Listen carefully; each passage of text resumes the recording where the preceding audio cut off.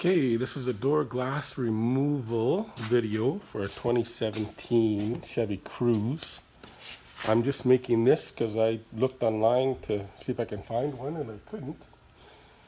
So I thought I'd make one. So I have a previous video on here of how to remove the door trim panel.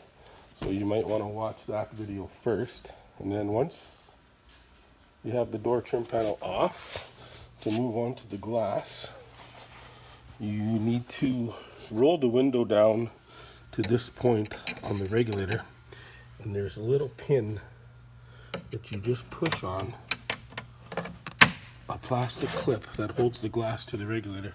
You would do that on both sides. The other one is on this side over here, and the same thing. Just push on the little tab, the glass will pop loose. Once they're both off,